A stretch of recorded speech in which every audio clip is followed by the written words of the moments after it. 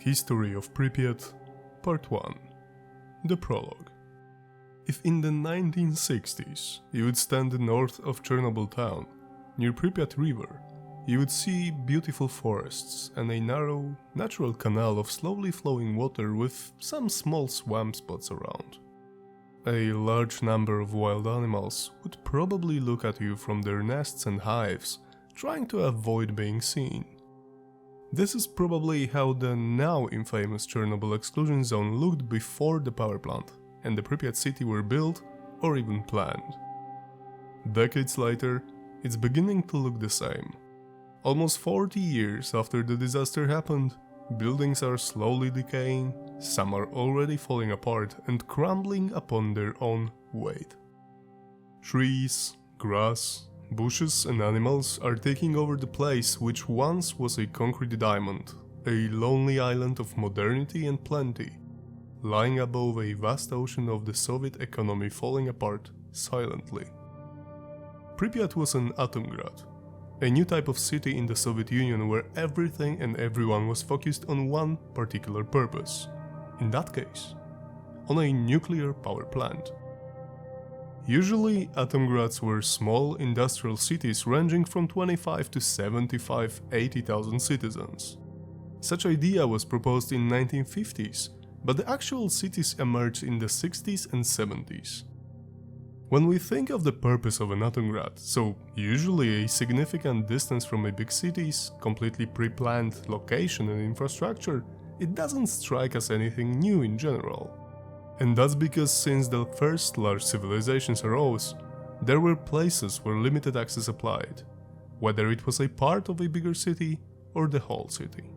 Like Kubilai Khan Palace in Kanbulak, the Forbidden City in Beijing, Imperial Palace in Tokyo, or, in more recent times, the Buckingham Palace in London or the Nevada test site. The idea of an Atomgrad is basically the one of a so-called closed city, which even today are not so unpopular around the world. The need to secure nations' secret or important projects was always a high priority for any political power around the world. Same goes for Pripyat. Despite it was not actually closed to everybody besides its residents, the whole community was constantly under the surveillance of KGB and other military and civil security agencies of the USSR. Atomgrads were constructed far enough to be easier to control in case of emergency, but not too far from where the power from a nuclear energy was needed the most. So, with only a few exceptions, any nuclear city, the literal meaning of an Atomgrad, were fairly close to industrial regions. And Pripyat was no different. It was constructed purely for the purpose of housing the power plant workers and other people necessary in that kind of community. Policemen, firemen, healthcare workers, shopkeepers, bus drivers, etc. We don't know what Viktor Brukhanov thought when he first stood in that spot in Ukrainian Soviet Socialistic Republic, now an independent state of Ukraine. He never shared that in any interview or memoir. But we can imagine that he could visualize how and where the power plant and the atom city will stand one day. The planners had to think of many different aspects not related directly to the power plant. Workers had families, and members of those families had to have a place to live, study, work and rest. Besides integrating the power plant into an existing power grids, they had to build roads, parks, homes, shops, railways. They even created Energetic, a place where citizens could, for example, enjoy a swimming pool on a hot summer day. Despite what we see in HBO's Chernobyl, Brukhanov was not only a party man, he was well-educated and experienced manager who had previously worked in Uzbek hydroelectric power plant or on Ukraine's largest coal-fired station in Slavyansk. He knew little about nuclear energy, but that was not his job.